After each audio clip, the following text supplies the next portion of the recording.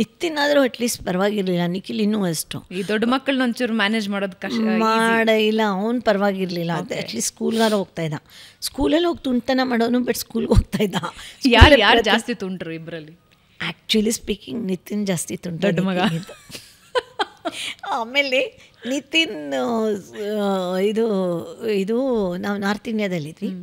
ಆವಾಗ ಇವನು ಅಲ್ಲಿ ನಿಖಿಲ್ಗೆ ಹಿಂದಿ ನನಗೂ ಬರ್ತಾ ಇರಲಿಲ್ಲ, ನಿತಿನ್ಗೂ ಬರ್ತಾ ಇರಲಿಲ್ಲ, ನಮ್ಗೆ ಯಾರಿಗೂ ಹಿಂದಿ ಬರ್ತಾ ಇರಲಿಲ್ಲ. ಮತ್ತು ಅಲ್ಲಿ ಒಂದು ಸ್ಕೂಲಿಗೆ ಸೇರಿಸಿದ್ವಿ ಅವನ್ನ 2ನೇ ಕ್ಲಾಸ್ 1ನೇ ಕ್ಲಾಸ್ಗೆ, ಯು ಕೆ ಜಿಗೆ ಸೇರಿಸಿದ್ವಿ. ಯು ಕೆ ಜಿಗೆ ಸೇರಿಸಿದಾಗ ಹಿಂದಿನ ದಿನ ಅಲ್ಲಿ ಬರೀ ಹಿಂದಿ ಮಾತಾಡ್ತಾಯಿದ್ರು ಸ್ಕೂಲಲ್ಲಿ.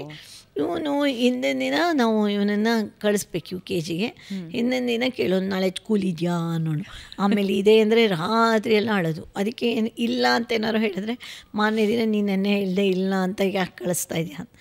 ಈ ಕಡೆಯಿಂದ ನಮ್ಮ ಹಸ್ಬೆಂಡ್ ನನ್ನ ಹತ್ರ ಕಿತ್ಕೊಳ್ಳೋರು, ಆ ಕಡೆಯಿಂದ ಹೋಗಲ್ಲೊಬ್ರು ಆಯಾ ಬಂದು ಸ್ಕೂಲಲ್ಲಿ ಕಿತ್ಕೊಳ್ಳೋರು. ಹಾಗೆ ತಟ್ಟಿದ್ವಿ. ಸ್ಕೂಲಿಗೆ ಕಳಿಸ್ಬೇಕಂದ್ರೆ ಅದೊಂದು ದೊಡ್ಡ ಯುದ್ಧ. ಅಲ್ಲಿ ಹೋಗಿ ಸ್ಕೂಲಲ್ಲಿ ಒಂದಿನ ಹೊಟ್ಟೆ ನೋವು ಬಂದಿದೆ. ಆಮೇಲೆ ನಾನು ಟೀಚರ್ಗೆ ಹೇಳಬೇಕಿತ್ತಲ್ಲ, ನೀನು ಹೊಟ್ಟೆ ನೋವಿದೆ ಅಂತ. ನಂಗೆ ಫೋನ್ ಮಾಡಿರೋರು ಅಂದರೆ ಯಾವ ಭಾಷೆನಲ್ಲಿ ಹೇಳಮ್ಮ ನಾನು, ಹಿಂದಿ ಬರಲ್ಲ, ಇಂಗ್ಲೀಷ್ ಬರಲ್ಲ, ಹಿಂದಿ ಬರಲ್ಲ, ಯಾವ ಭಾಷೆಲ್ಲಮ್ಮ ಹೇಳಿ ನಾನು ಅಂತ ಇದು ಮಾಡ್ದೆ. Like it is such A this one memory. ಅಲ್ಲಿಂದ ಇಲ್ಲಿಗೆ ಬಂದ್ವಿ, ಬೆಂಗಳೂರಿಗೆ ಶಿಫ್ಟ್ ಆದ್ವಿ. ಆವಾಗ ನಿತಿನ್ 10th ಸ್ಟ್ಯಾಂಡರ್ಡಲ್ಲಿದ್ದೆ, ಇವನು 3rd ಸ್ಟ್ಯಾಂಡರ್ಡ್ಗೆ. ಫಸ್ಟ್ ಡೇ ಆಕ್ಸ್ಫರ್ಡ್ ಸ್ಕೂಲಲ್ಲಿ ರಿಟರ್ನ್ ಟೆಸ್ಟ್ ಕೊಟ್ಟರೆ ಖಾಲಿ ಪೇಪರ್ ಕೊಟ್ಟು ಬಂದಿದ್ದಾನೆ. ಅದಕ್ಕೆ ಟೀಚರು ಹೆಡ್ಮಿಸ್ಸು, ನಿಮ್ಮ ಮುಖ ನೋಡಿ ಕೊಡ್ತಾಯಿದ್ದೀವಿ ನಿಮ್ಮ ಮಗನಿಗೆ, ನಾವು ಇಲ್ಲಾಂದರೆ ನಾವು ತೊಗೋತಾ ಇರಲಿಲ್ಲ ಅಂತ. ಆಮೇಲೆ Nikhil used to sit in ground floor 3rd ಸ್ಟ್ಯಾಂಡರ್ಡ್ಗೆ, ನಿತಿನ್ 10th ಸ್ಟ್ಯಾಂಡರ್ಡ್ಗೆ 4th ಫ್ಲೋರು, 3rd ಫ್ಲೋರೇನು 4th ಫ್ಲೋರು. ಅಲ್ಲಿ ಟೀಚರ್ ಗೋಡೆ ಕಡೆಗೆ ತಿರ್ಕೊಂಡ್ರೆ ನಿಖಿಲ್ ಬರ್ರಂತ ಓಡೋಗಿ ಅಣ್ಣನ ಕ್ಲಾಸ್ಗೆ ಹೋಗೋದು. ಇಲ್ಲಿಂದ ಈ ಮಕ್ಳುಗಳೆಲ್ಲ ನಗೋದು, ಅಲ್ಲೋದ್ರೆ ಆ ಮಕ್ಳುಗಳು ನಗೋದು. ಎಷ್ಟು ಡಿಸ್ಟರ್ಬೆನ್ಸ್ ಅಂದರೆ ಸ್ಕೂಲು. ನನಗೆ ಪ್ರಿನ್ಸಿಪಾಲ್ ಕರೆದುಬಿಟ್ಟು, ಮೇಡಮ್ ನೀವು ಒಬ್ಬ ಮಗನಾದರೂ ಈ ಸ್ಕೂಲಿಂದ ಕರ್ಕೊಂಡೋಗಿ, ಒಬ್ಬ ಮಗಂಗೆ ನಾವು ಇಟ್ಕೋತೀವಿ, ಇನ್ನೊಬ್ಬನ ಪ್ಲೀಸ್ ಕರ್ಕೊಂಡು ಹೋಗ್ಬಿಡಿ.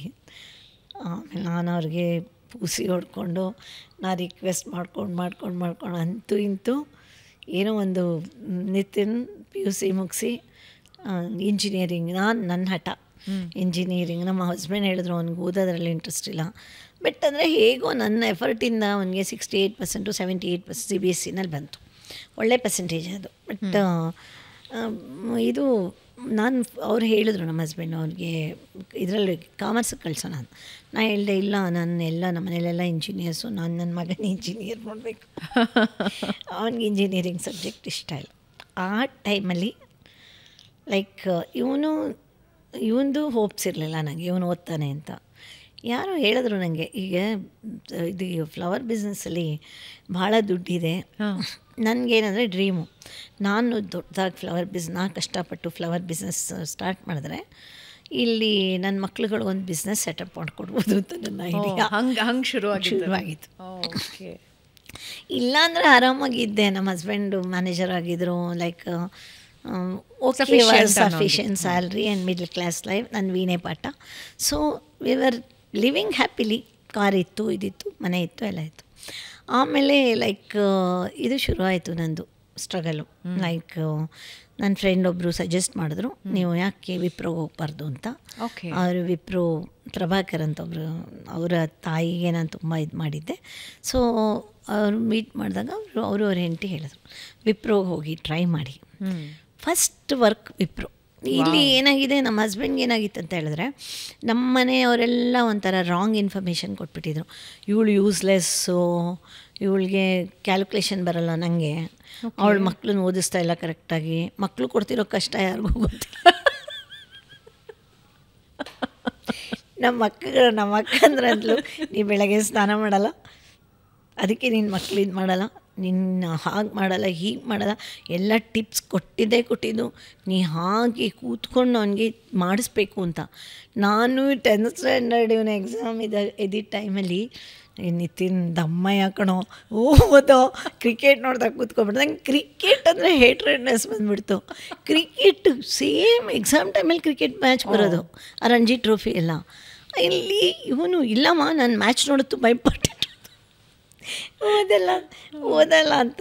ನನಗೆ ನಿಖಿಲ್ ಡ್ರಾಪ್ ಔಟ್ ಅಂದರೆ 10th ಮಾಡ್ದ ಅವನು. 10th ಮುಗಿದಾದ್ಮೇಲೆ ನೆಕ್ಸ್ಟ್ ತುಂಬ ಕಷ್ಟಪಟ್ಟಿದ್ದೀನಿ ನಾನು. But 78%. 70, that's a good percentage. ಅದು CBSE. Oh, lovely. ಆಮೇಲೆ ಕಷ್ಟಪಟ್ಟು ವಿಜಯ ಕಾಲೇಜಿಗೆ ಸೇರಿಸ್ದೆ. ಅವನೆಲ್ಲ ಕಡೆ ಡ್ರಾಪ್ ಔಟ್ ಸ್ಕೂಲ್ ಅಂತ ಹೇಳ್ತಾನೆ, ಕಾಲೇಜ್ ಡ್ರಾಪ್ ಔಟ್ ಅವನು. PUC drop out. ಬಟ್ ಈಗಿನ ಜನ್ರೇಷನ್ನ ಪೇರೆಂಟ್ಸ್ ಪರವಾಗಿ ನಾನು ಈ ಕ್ವೆಶನ್ ನಿಮ್ಮನ್ನು ಕೇಳ್ತಾ ಇದ್ದೀನಿ. ದ ಸೇಮ್ ಸ್ಟ್ರಗಲ್ ಎಲ್ಲ ಪೇರೆಂಟ್ಸು ಯಾರ ಮಕ್ಕಳಿಗೆ ಓದೋದ್ರಲ್ಲಿ ಇಂಟ್ರೆಸ್ಟ್ ಇಲ್ಲ ಅಲ್ಲ, ನಿಮ್ಮ ಥರನೇ ಎವ್ರಿ ಡೇ ಯುದ್ಧ ಮಾಡ್ತಾ ಇರ್ತಾರೆ. ಸೊ ಅವರು ಇದನ್ನು ಹೆಂಗೆ ತಗೋಬೇಕು? ಮಕ್ಕಳಿಗೆ ಎಜುಕೇಷನಲ್ಲಿ ಇಂಟ್ರೆಸ್ಟ್ ಇಲ್ಲ, ಎಕ್ಸಾಮ್ಸ್ ಎಸ್ಪೆಷಲಿ ಕ್ಲಾಸ್ ರೂಮಲ್ಲಿ ಕೂತ್ಕೊಳ್ಳೋದಕ್ಕೆ ಇಂಟ್ರೆಸ್ಟ್ ಇಲ್ಲ, ಎಕ್ಸಾಮ್ಸ್ ಬರೆಯೋದು ಇಂಟ್ರೆಸ್ಟ್ ಇಲ್ಲ, ಏನಂತೀರ? ನಂಗೆ ಅನಿಸೋ ಪ್ರಕಾರ 50% ಮಕ್ಕಳಿಗೆ ಇದು ಇಂಟ್ರೆಸ್ಟ್ ಇರಲ್ಲ. 50% ನನ್ನ ಪ್ರಕಾರ, ನಾನು ಅಂದ್ಕೊಂಡಿರೋ ಪ್ರಕಾರ.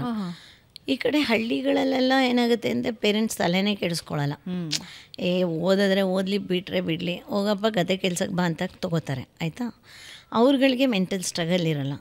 ಅದೇ ನಮ್ಮಂಥವ್ರಿಗೆ ಲೈಕ್ ಮಕ್ಕಳು ಉದ್ಯೋಗನೇ ಮೇಯ್ನು ಅಂತ ನೆಚ್ಕೊಂಡಿರೋರಿಗೆ, ಮಕ್ಕಳದೆಲ್ಲ ಗೊತ್ತಿರೋರಿಗೆ, ಅವ್ರಿಗೆ it is a very big challenge and it is a suffering also. Like ಈಗ ಮಕ್ಳಿಗೆ ಇಂಟ್ರೆಸ್ಟ್ ಇಲ್ಲ ಅಂತ ಹೇಳಿದ್ರೆ ನಾವು ಎಷ್ಟರ ತನಕ ಕರ್ಕೊಂಡು ಹೋಗ್ಬೋದು ಮಕ್ಕಳನ್ನ. ನಾವು ಒಳ್ಳೆ ಟೀಚರ್ನ ಇಡಿಸ್ಬೋದು, ಒಳ್ಳೆ ಸ್ಕೂಲಿಗೆ ಸೇರಿಸ್ಬೋದು, ಅವ್ರಿಗೆ ರಾತ್ರಿ ಎಲ್ಲ ಅವ್ರ ಜೊತೆ ಕೂತಿರ್ಬೋದು, ಬೇಕಾದರೆ ನೀವು ಓದಿ ಅಂಥೇಳಿ ಎಲ್ಲ ಮಾಡ್ಬೋದು. ಬಟ್ ಅವರು ಓದಲಿಲ್ಲ ಅಂದರೆ, ಈಗ ಅವರೇ ಓದಲಿಲ್ಲ, ಮಕ್ಕಳೇ ಓದಲಿಲ್ಲ ಅಂದರೆ ಸ್ಟಬರ್ನ್ ಆಗಿಬಿಟ್ರೆ, ಇಲ್ಲ ಓದಲ್ಲ ನಾವು, ನಮ್ಗೆ ಇಂಟ್ರೆಸ್ಟ್ ಇಲ್ಲ. ನಂಗೆ 7ನೇ ಕ್ಲಾಸಲ್ಲಿ ಬಂದು ನಿತಿನ್ ಕೇಳ್ತಾ ಇದ್ದ, ಅಮ್ಮ ನೀ ಯಾಕೆ ಇಷ್ಟು ಓದಾಡ್ತೀಯಾ? ನಂಗೆ ಓದೋಕ್ಕೆ ಇಂಟ್ರೆಸ್ಟ್ ಇಲ್ಲಮ್ಮ ಅಂತ.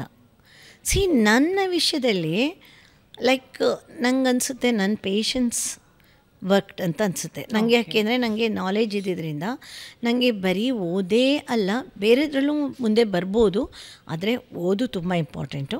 ಓದೇ ಅಲ್ಲ, ಬೇರೆದ್ರಲ್ಲೂ ಮುಂದೆ ಬರ್ಬೋದು ಅಂದಿದ್ದರಿಂದ ನನಗೇನೋ ಹೋಪ್ಫುಲ್ಲಾಗಿ ನಾನು ನನ್ನ ಫ್ರಸ್ಟ್ರೇಷನ್ನ ನನ್ನ ಮಕ್ಕಳ ಮೇಲೆ ತೆಗಿಲಿಲ್ಲ. ನನ್ನ ಫ್ರಸ್ಟ್ರೇಷನ್ನ ಅಕಸ್ಮಾತ್ ನಾನು ಮಕ್ಕಳ ಮೇಲೆ ತೆಗೆದಿದ್ದರೆ ಲೈಕ್ ಮಕ್ಕಳಿಗೆ ಇವಾಗ ಅವರು ಡಿಪ್ರೆಷನ್ಗೆ ಹೊಟ್ಟೋಗ್ತಾರೆ. ಅವ್ರು ಏನೂ ಅಚೀವ್ ಮಾಡೋಕ್ಕಾಗಲ್ಲ. ಅದಕ್ಕೇ ತಂದೆ ತಾಯಿ ಇಂಟೆಲಿಜೆಂಟ್ ಆಗಬೇಕು.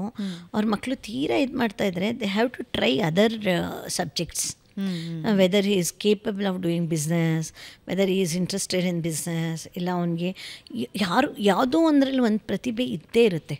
ನಾ ಹಾಗಾಗಿ ಚೆಸ್ನ ಸ್ಟಾರ್ಟ್ ಮಾಡಿಸಿದ್ದು.